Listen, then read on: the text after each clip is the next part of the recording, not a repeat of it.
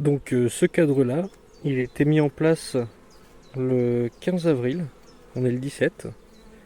Comme vous voyez, il était vraiment avec aucune cire. Là, ça a bien bâti. De la cellule de mâle, j'ai envie de dire ici. Avec de la cellule d'ouvrière un petit peu au-dessus. Déjà commencé à être rempli en nectar. Voilà. Pour le premier cadre.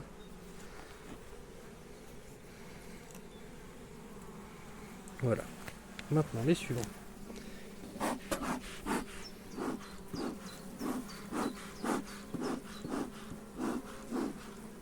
Alors, moi j'ai mis en place une cire sur ce cadre-là. Voilà.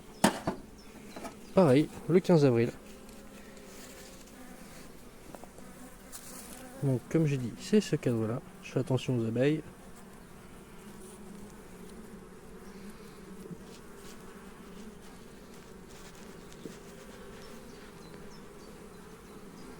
Alors, qu'est-ce que ça donne? Eh ben, ça a déjà bien bâti. C'est pondu. Ici, on a de les réserves, du nectar aussi à droite. Donc là, elles ont commencé à les tirer comme il faut jusqu'en bas. Et du côté là, ça c'était déjà présent. On voit juste qu'elles l'ont réadapté. Donc c'est vraiment génial. Ça fait plaisir. En même temps, c'est vraiment le bon moment, quoi. Là, pour mettre des cires, etc. Comme on a eu pas mal de pluie, on a du soleil, pas énormément de gelée. Voilà. Et ensuite, donc 1, 2, 3. Moi, j'avais aussi mis celui-là. Voilà. Ah, tout de suite, les abeilles, j'ai fait un petit coup.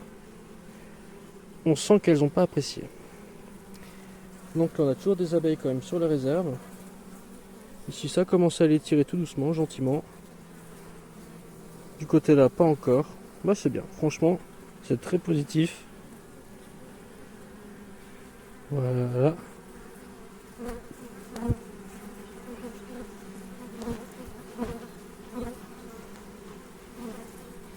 En sachant que moi, j'avais mis ce cadre-là.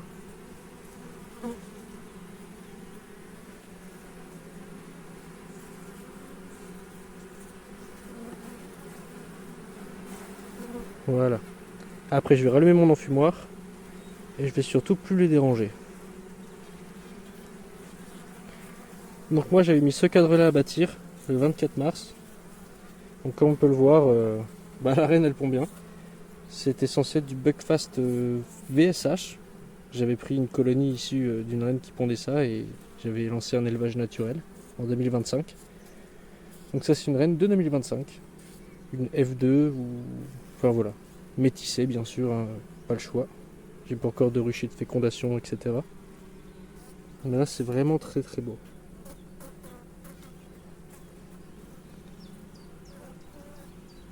Ok. Et de ce côté, du miel operculé, quasiment que ça. Tandis que de ce côté, on a du couvain. Et c'est bâti en mal en bas. On a des larves ici.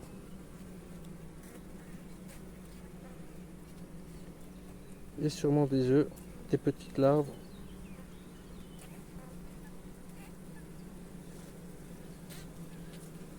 Voilà. De ce côté-là, il y a de la vie.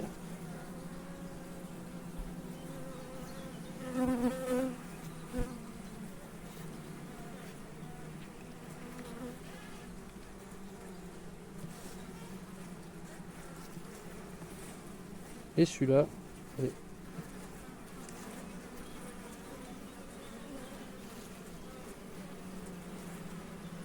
C'était celui de tout à l'heure, je voulais juste vérifier. Oui, on avait bien de la planche, je sais pas si vous le verrez. Les petits œufs au fond, des alvéoles. Voilà. Pour cette ruche. Donc effectivement là, quand je vois qu'en 2 jours ça l'a étiré comme ça, je pense que d'ici une semaine mes 3 cadres seront entièrement bâtis. Et donc la hausse n'est pas de trop. Si jamais j'ai un petit souci ou quoi et que je peux pas forcément passer, au moins elles auront de la place. Même si on n'est jamais à l'abri d'un essaimage, bien entendu. Je ne dis pas le contraire. Hop, encore une fois. C'est quand même beau. Tout ça de la cire naturelle. Bon, les câbles pas forcément très bien tendus, mais j'ai essayé de les aligner un maximum. La ruche est bien de niveau. Donc ça construit droit. C'est parfait. Je remets ça délicatement. Voilà. Et je ne vous embête pas plus, les filles. Faut faire attention aux mouvements brusques parce que tout de suite elles réagissent. Puis là, mes cadres à bâtir. Voilà. Bon, c'est des vieux cadres, je suis en train d'en fabriquer des nouveaux. Ce sera pour la deuxième hausse. Et là, je vais faire je vais passer cette ruchette là en ruche. Ici, j'ai ce Maxi Plus que je me suis fabriqué. Cette ruchette là, qui est une division de celle-ci. Et la reine qui est là vient également de celle-ci. Et j'ai fait une division, j'avais prélevé la reine pour la mettre dans le Maxi Plus ici. Tout a commencé à être pondu, etc. C'est parfait. J'ai peut-être la passer en ruchette aujourd'hui. Et puis celle-ci, la passer en ruche aujourd'hui car il y a beaucoup de monde et une reine vierge a dû naître ces derniers jours.